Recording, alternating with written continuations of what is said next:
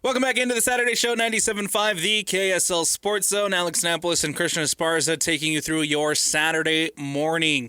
The SEC Media Days, Christian, the gift that keeps on giving. So many sound bites, so many talking points, and so many things coming out from the conference that continues to tout themselves as the best in college football. And Greg Sankey, of course, adding to that narrative with his comments and the conversations about the SEC breaking away. It's always, I always look forward to SEC Media Days just because you hear the, I don't know if the arrogance is the right word. No, I guess that the is confidence definitely what it is. The right word Yes. of just like wanting to put out your elbows all the time and saying, hey, we're the best and we're better than everybody else. Every single one of these coaches that gets up and talks thinks that they don't stink. Yes. I mean, and that's absolutely. including the new Will Stein from Kentucky gets up. Yeah. And this is a clip maybe we can find and play later, but like they asked him, hey, Kentucky has always sucked, you know, not verbatim. I'm paraphrasing here. Kentucky football has never been good. Why are you going to be different? And he literally pauses and says, I don't know if I should say this, but honestly, because of me. Like that's and it's crazy, dude. And they make it a 4-day event. Are you serious? Yes. Do we need 4 days of this? But anyways, to your point, I do think the arrogance is the best way to put it because they still think they are a top college football, and frankly, they're not anymore. Right. Well, and it starts from the top, man. It starts from their commissioner. Greg Sankey had a lot to say about where the SEC is in the conversations. It was a talking point earlier in the summer about the SEC potentially breaking away from the NCAA. A reporter asked him point blank if those conversations are real, and this is what SEC Commissioner Greg Sankey had to say about the SEC potentially moving away from the NCAA. So they're real. People have talked about that. They've opined about the frustrations that bring them to the point of saying we should look at something significantly different. I do not believe that is a leverage point. I think that's just honest communication. And so understand that beneath the observation is frustration. But I also know the pride with which I spoke of 13 national championships. And there is meaning and value. And I do think a national expectation that we participate in a national organization. But that national organization must function in a healthy manner. Very, very much... we're going to take our ball and go play somewhere else type of situation going on here with Greg Sankey in the NCAA. You don't want to play by our rules. You don't want to play by the way that we want to play. So I'm just going to take my ball and go play somewhere else. Well, yeah, do it. Do it. I don't know. Exactly. Like, nobody... And that's kind of, I feel like that's where kind of everybody's at right now with the SEC and Greg Sankey. It's like, okay, that's fine. Go do it. Yeah, go do it. See how long that lasts. Go do it. Because if you go back, again, earlier in the summer when these conversations were first arising about the SEC potentially breaking away from the NCAA, you had a Big 12 AD in Phillips from Iowa State who essentially said the same thing. Go, like, we dare you. Do it. But if you're going to do it, you can't just do it in football. You can't just do it in basketball. You have to take all your sports with you. Right. Do it. What are you going to do? Because if you break away from the NCAA, what's your point then? What are you competing for? Are you going to win the Natty? You're going to win the Natty against the, your conference the rest of the champion. SEC? Your right. conference champion is your national champion. We all know that's not what they want. Right. We all know that they want to prove that they are better than the Big Ten. Now, if the Big Ten breaks away with the SEC and that leads to something else, that's a little bit different. That's a different conversation. But frankly, the Big Ten, I think they are very happy with where they're at right now, right? They've won the last however many college football championships. Not only Michigan just won. They won 3 Right. national championships, right, in football. And then this year, too, you add on a men's basketball championship to go along with that. Yes. And a women's basketball championship to go along with that. Right, yes. So the Big Ten, frankly, is dominating college sports right now. Yes. So why would they break away? Everything's going in their favor. And if the SEC breaks away, is it like right now the big deal is Fox essentially owns the media rights with the Big Ten. Mm-hmm. ESPN owns the media rights with the SEC. If the SEC breaks away from the NCAA and wants to go solo, is ESPN really going to be all that interested in still sticking with the SEC? I don't think so. I don't see how or why they would, right? So eventually, if this comes to fruition and they leave, ESPN is going to need essentially to pick up somebody. They're going to be just fine with the Big Ten. The Big Ten is like, if the SEC breaks away, the Big Ten will control everything and nobody's going to care about the SEC anymore. Right.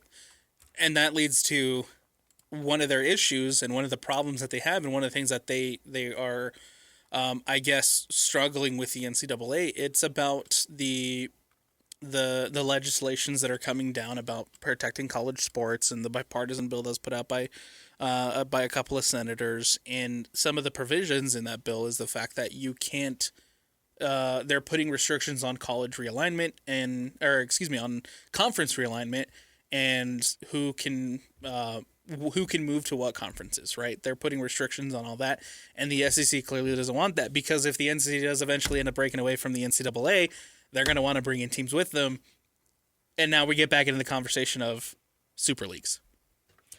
Right, except there'd be one super league and then one league that's like, oh, that's cute, you know? Right, right. I still don't see how that other quote-unquote super league would matter. They just wouldn't matter to anybody. If you leave, you are forgotten about. The only reason I think I sit here in Salt Lake City, Utah, and care about the SEC is because of the top 25, right? Because of the expanded playoff now and you know, everything that goes along with it. But again, to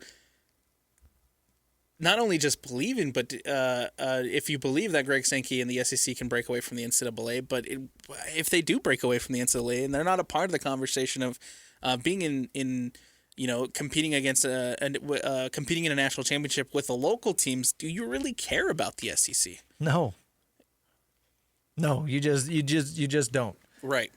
And that's where this all comes down. So head over to our poll. There is a poll right now up on 97.5, the KSL Sports on Twitter page. Do you really believe, Greg Sankey, that the SEC might break away from the NCAA? That was the big major story point coming out of the SEC Media Days this week. And so again, you here in the Salt Lake market, do you care about the SEC if the SEC isn't a part of the NCAA conversation and isn't a part of that conversation about potentially competing for a national championship with the local teams? And do you really believe all this talk from Greg Sankey? Talking about the college football playoff, though, this is what Commissioner Greg Sankey had to say about the latest on college football playoff expansion, which, of course, we all know is a major talking point, contention point when it comes to the legislations coming down as well.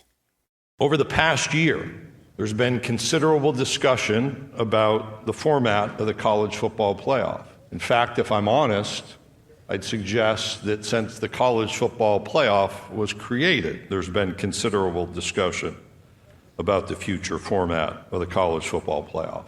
Those conversations are important, but our approach has remained consistent. We're not necessarily interested in finding the easiest path. We are focused on finding the right path for college football. Leadership sometimes is not about having an immediate answer. Leadership is about asking the right questions before making decisions that shape our future. And some decisions are so important that taking the time needed to let the important questions be answered is the right step. And that's such a, to me anyway, the way that I interpret that, it's such a silly answer to, it's a non-answer about college football playoff extension. We're just going to sit here and let the leadership take care of everything. When it's like you're part of that leadership, you have probably the most power amongst that leadership. He does. And so he's just kind of taking the backseat and saying we're just going to let it play out, when you're kind of the driving factor of the college football playoff expansion. Well, and again, this all goes down to the media rights, because the SEC is partnered with ESPN. And they have And ESPN owns the college football playoff right now. Right. So it makes sense why the SEC is against expansion. Meanwhile, the Big Ten and Fox are for expansion, because if they add more games, they're going to need more broadcast partners, and that pie is going to have to be split. Why would ESPN want to split with Fox? Exactly. That's why The Big Ten wants to expand, and the SEC doesn't. Of course, the Big 12 is for expansion as well, because that would likely mean more teams for them. You're getting 2, 3, maybe 4 teams in a good year. That's the hope. That is the hope. So that is the hope. But it seems every time that the conversation about expansion comes up, and every time the conversation about adding more teams to the college football playoff, it always feels like they want more spots for their guys. Right. The SEC thinks that instead of getting a few more Big 12 teams in, they'd get a few more SEC teams in, right? Texas last year, 9-3, they missed the playoffs, controversial, whatever. Steve Sarkisian was moaning about it the other day. They get in an expanded playoff. Alabama, a couple years ago, they were complaining about missing out when they were 9-3. They get in an expanded playoff, right? So you're going to have these 9-win Big Ten and SEC teams that do get in an expanded playoff. The question then becomes, what's the bar for the Big 12? How many teams do they like? What is the threshold? A 11-win BYU team that lost the conference championship game. You'd think and hope they're good enough to get in. Does a 10-win Utah team still get in? I don't know. I guess it depends on how much it's expanded. But the point of all of this is nobody wants to take the blame for no progress. People are mad that the playoff has not expanded yet. People want it to expand. And I say people as far as fans of college football, everybody watching. Everybody wants it to expand. The only people who don't want it to expand are Greg Sankey and the SEC. So this answer, him on the stage, that's him deflecting the blame. Exactly. That's him pushing the blame onto somebody else. Because everybody really knows that he's the bad guy here. We're going to sit back and let the leadership, kind of handle it when, again, he has the most leadership in it feels like he has the most leadership in this room, and he has the most power in this room because he is the SEC commissioner and Greg Sankey. It's 1,000% a deflection. It's 1,000% a non-answer because ultimately the SEC just does not want to get more teams in. Does not want to expand the college football playoff. I'm really, really curious to see how the 9-game schedule, the 9-game conference schedule plays out for the SEC this season. First, I want to hear what Greg Sankey had to say about the teams moving on to a 9-game schedule before we give our thoughts on it, because I have a lot of thoughts about the 9-game conference schedule for the SEC. The 9-game schedule reflects confidence in our universities, our student athletes, and in our football programs. It preserves great rivalries, historic rivalries, many of which are played every year. It creates more compelling conference matchups and reinforces our long-standing commitment to competitive excellence. When you look at our schedule, no one has created the kind of weekly competition that exists in the Southeastern Conference. It's competition that our fans will experience every week because we believe we're the best conference in college football. And if so, we should also embrace the challenges with a difficult and challenging conference schedule, the best schedule in college football. It will challenge our teams, it will prepare them for the highest level of competition, and reflects who we are as a conference. First of all, again, you have the commissioner coming out, putting out his elbows and saying we're the best of the best and no one can touch us. But I am curious. Living in the past. I am curious how the 9-game schedule is going to work out for the SEC, because you brought up the 3-loss Alabama, right? You brought up some that situation, and I think that adding a 9th game to the conference, yes, it's going to do wonders to your record strength metric that was introduced to the criteria of how they judge the top 25 and how the selection committee picks their top 25. And so in theory, yes, your record strength metric is going to be boosted by adding another SEC opponent to it. But at the same time, I think that this is just going to cause a little bit more controversy when it comes to, do we let a 3-loss Texas into the college football playoff? Do we let a 3-loss Alabama into the college football playoff? Like, that's just going to, it ultimately, I think what's going to happen is You will have some of the top contenders in the SEC playing against each other, which is great. That's great as a neutral. Like, I want to see that. I want to see Texas play Alabama. I want to see, the best of the best take on the best of the best as far as SEC football goes. But it feels like there is a real possibility that some of these teams are just going to cannibalize each other. And once we get to Selection Sunday, it's going to be that conversation of this three-loss Texas team should be in the college football playoff because of how good our schedule is. But on the flip side, that ninth conference game is replacing a pancake non-conference game, Exactly. So in that sense, you'll have, say there are 5 SEC teams and they won all of their 4 pancake games, right? Now replace those pancake games with actual tough SEC games. Let's say 2 of those SEC teams lose a conference game, right? That extra conference game. I think that actually helps make your decision easier, because if you've got a bunch of teams that went 4-0 non-conference versus 3-0 non-conference, adding an extra conference game adds, I guess, the potential for another loss. And if somebody loses, that also means somebody wins and their record looks better. So I actually think at the end of the season, it's going to make the selection easier as far as how many SEC teams you're picking between. It's not like you're going to have 6 or 7 10-win SEC teams. I think maybe you do end up with several 9-win SEC teams, but the precedent has been set. Those teams don't belong in the playoffs. Mm-hmm. So that's not something I'm really worried about right now. And then even if you get into expansion, sure, let a couple more in. If you get to 16 or 24, I really don't care. I ultimately think a 9-game conference schedule is good for every conference. I think every single power league needs to have 9 conference games. Absolutely. That way you don't have an inflated record because of a soft non-conference schedule. And I know that, like Texas playing Ohio State, they scheduled that non-conference game to help their non-conference schedule look better. But at the end of the day, it always looks better with an additional SEC game instead. So that's where I sit on that. Maybe it gets confusing towards the end of the year, but I really don't think so. I am really intrigued. I am really intrigued just to see ultimately how it plays out. And right now with it still being obviously a 12-team playoff, you look at the Texas schedule, and they play 8 of the top 25 teams, preseason top 25 teams, right? You look at Oklahoma's schedule, they play 7. South Carolina plays 7.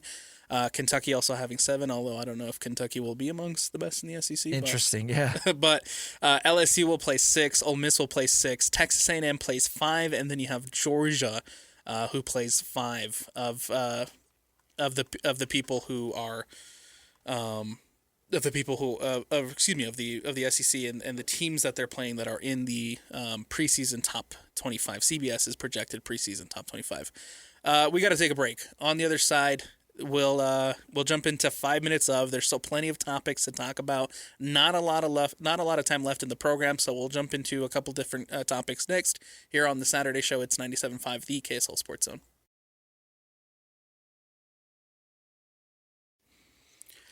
Welcome back in. It's the Saturday show, 97.5, the KSL Sports Zone. Alex Napoles, Christian Esparza. It's time for 5 minutes of. Still plenty of topics to talk about, but not a lot of time left in the show to do so. Christian, we got an email the other day that got me really, really fired up, really excited. Utah putting out their full schedule for fall camp. Football is right around the corner. You have NFL teams now reporting to training camps as they get ready to start the season, man. It's an exciting time because we're almost there. You can taste it. Yeah, Hall of Fame game next Thursday between the Cardinals and the Cardinals and Panthers. The Hall of Fame game always sucks. Yes. It's like not the worst preseason game. It's not very fun, but no. I think everybody I'd give anything to watch a crappy NFL game exactly. right now. That's where I'm at. And you do mention, the fall or the college football camps are heating up too. And it's going to be an interesting summer for both BYU and Utah. I think there are a lot of questions going into the season, but at the end of the day, I think you realize the expectations for the two local teams. So it's going to be another fun football year. Last year was incredibly fun, and this year is going to be no different. Absolutely. I think BYU, how they follow up the season that was last year is a really, really intriguing storyline, right? 11-2, left out of the college football playoff, missed out on winning a Big 12 championship when they lost to Texas Tech in that game down there in Arlington. And how do they follow that up? Can they follow that up? But I think the big storyline, the biggest storyline here in the state of Utah when it comes to college football, it is of course Morgan Scalley, and it is how does Morgan Scalley navigate his first year as a head coach of a football program. Both really, really intriguing storylines that, of course, everybody here locally will be following. As we mentioned, the NFL training camps are heating up. People are starting to report, and there's a lot of interesting storylines too when it comes to the NFL. You have a really close eye on the AFC West. I have a really close eye on the NFC West, and I think you look at the NFC. And to me, right now, the teams that stand out are, of course, the Rams and the Seattle Seahawks. And I wonder if anybody else is there in the NFC to compete with those two right now as we enter training camp. I do wonder, and this matters, like the Seahawks lost Clint Kubiak. He obviously is the new head coach of the Raiders. I do wonder how big of a loss that's going to be because he came in and he really helped Sam Darnold, helped transform JSN into the Offensive Player of the Year, helped Kenneth Walker win the Super Bowl MVP. Obviously, the defense is the hallmark of Seattle right now, and that is the head coach's strong suit. And his defense is always going to show up. But I think the offense was super underrated last year. So how do they replicate what Clint Kubiak was able to do? How do they find somebody else to step up and fill those shoes? Because when you find success and you start losing your coordinators, that's how your team starts kind of falling apart and not meeting those same expectations. So, yeah, the Seahawks, I think, have the infrastructure to be another really good team. But, like, if the 49ers bounce back at all, if the Rams are as good as we think they're going to be with Myles Garrett and potentially Aaron Donald, like, that division is so tough. It would not surprise me if Seattle finishes third. So I guess you never know. More news as far as Parker's Chiefs. Andy Reid has announced that Patrick Mahomes has been fully cleared to participate in practice. That is huge. If he's a full go in training camp, yes, you can assume he's going to be fully healthy by week 1. So that means they won't have to see Justin Fields. I thought for sure we would see Justin Fields a little bit, kind of bridge just that time as he continues through rehab and as you make sure Patrick Mahomes is okay. But it sounds like everything is he's fully cleared. He's ahead of schedule, and he's, quote, feeling amazing heading into this training camp for the Kansas City Chiefs. Well, it wouldn't say any different. Right. I'd be shocked if he came out and said, "Yeah, I really don't feel good." As far as the AFC, as far as the AFC goes, I think it's a lot more wide open than the NFC is. Yeah. I look at the NFC, and I think that there are some teams that potentially can be competitive, right? You look at the Chicago Bears and where they were at this last season. But you're not going to pick them as a Super Bowl contender. I'm not going to pick them as a Super Bowl contender, no. I think they'll be, NFC contenders. I don't know if they're Super Bowl contenders. AFC, the Patriots probably take a step back, right? They kind of they had a weird path to the Super Bowl. A lot of things went their way. I don't and their strength of schedule last year was a big topic, right? Luckiest team in football. They had the easiest schedule, I think, ever for a Super Bowl team. Mm-hmm. The Broncos, we'll see how they can do. I frankly am and I was a little tepid last year before the season. I mean, it was cool to see them make the playoffs. My expectations were winning a playoff game, and they did that, and they beat the Bills. They added Jalen Waddle, that's a huge acquisition. Can they repeat their success? I ultimately don't know. I don't know if their offense will be consistent enough to finish at the top of the AFC. The Bills didn't make any major moves. I mean, they added DJ Moore, but does that move the needle? Well, they didn't really upgrade their defense, and that's where their problems were. Even more so with Buffalo, there's a new coaching staff. Yeah, new head coach. I mean, he was with the organization. He was with the organization, but I don't know if I don't know where they land. Do they get the new head coach bump, or is he someone that comes in and struggles? Yeah, there's the whole thing. Like if a head coach doesn't win a Super Bowl within his first, I think, 5 years, like he never will. That's like an actual stat that's out there. So I think it was time to move on from Sean McDermott. But we'll see. And the Bengals, if they're healthy, if Joe Burrow, he does this weird thing where he plays like every other year, right? So last year he missed a ton of games. This year you would assume he's going to come in and play a full season and be really good. Like when he shows up and plays, the Bengals are a really good football team, and they at least tried to improve their defense this offseason. So how good can the Bengals be? Well, and the Ravens and the Chargers. The Ravens, how are they going to do with a new head coach? It's like 6 or 7 teams that you can throw a dart at, and I wouldn't be surprised if any one of them won the Super Bowl. I'm still in the belief that had Bo Nix not gotten injured, they would have made the Super Bowl. Well, you're just trying to bait me right now. No. I don't want to come off as a homer. No, I want to stay away from that, but I agree. I genuinely feel, with how bad both of the offenses were in that game, and the weather, right, the nastiness that was the weather, I feel like if Bo Nix was healthy, they would have made it. Hey, man, I appreciate it. But it's a new year. It is a new year. No, yeah. Bo Nix, how does he recover from his shattered ankle? And Like, that's a whole storyline, yeah. So, I don't know, dude. The AFC is incredibly deep, as it has always been for the last few years. There's going to be some really good teams that miss the playoffs, whether it's because of injuries or it's simply too deep of a conference. But I do think the NFC is more top heavy. Like the best teams in the NFC are better than the best teams in the AFC, but the AFC has more good teams. Yes, that's a good way to put it. I have a hard time hitching a wagon to the Cincinnati Bengals. I don't believe in teams who need to be healthy to be successul. Well, everybody needs to be healthy to be successful. To clarify that, though, you have teams who do mitigate the injuries pretty well. Yeah. But obviously, right, not having Joe Burrow is a major factor, and I don't know if I'd trust Joe Flacco to come in, similar to what we saw last year. If Joe Burrow goes down, I don't know if I trust Joe Flacco to come in and keep it going. Nah. Yeah, I'm with you. A lot of question marks for me for the Bills. I don't think the Dolphins will do very much of anything this year. Well, of course I don't think the Jets will do very much of anything this year. Don't think the Browns will do very much of anything this year. But the Steelers and the Ravens, though, those are two teams that I find very intriguing. Can Mike McCarthy give the Steelers that little bit of a push? Can Aaron Rodgers find some sort of magic in what everybody believes to be his final season, right? It's funny. I saw a list of the top 5 most expensive receiver rooms in the NFL. The Steelers I think they were 4th. Really? Do you know their receivers? It's Pickens. It's Metcalf. Not Pickens. No. Pickens Sorry, you're absolutely right. Yeah. You're absolutely right. Metcalf's so it's Metcalf, there, right? Metcalf's still there.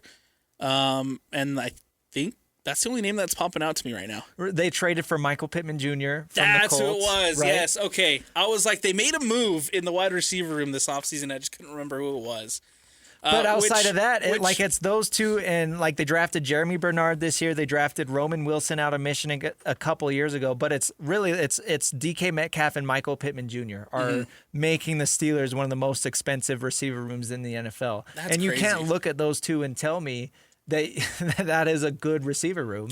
That's not a top 5 receiver room in the NFL. Why are they paying them so much money? And they handed Michael Pittman a contract after they traded for him. So I don't know. I think it's going to be another 9-8 year for the Steelers. Like, that's the joke, right? Right.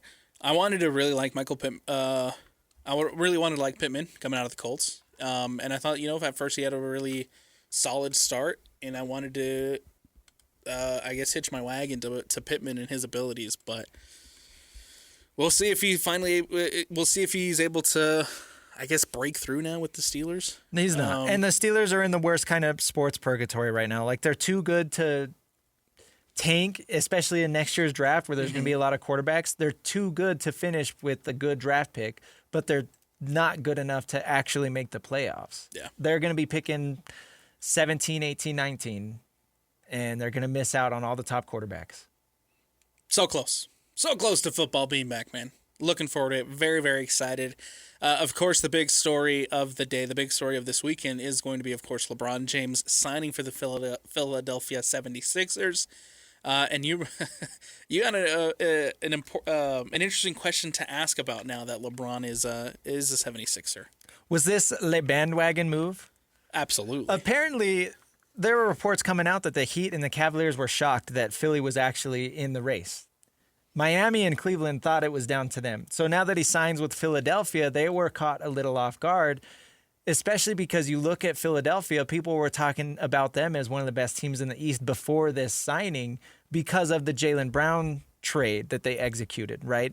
And they looked really good in the playoffs until Joel Embiid got hurt again. So does this, I don't know, this feels a little bit like KD joining the Warriors to me. And I know that Philadelphia hasn't won anything yet, so that's the difference. But LeBron is joining a team that everybody was already saying is stacked. Do you think this is like a weird move, like a bandwagon move? Absolutely.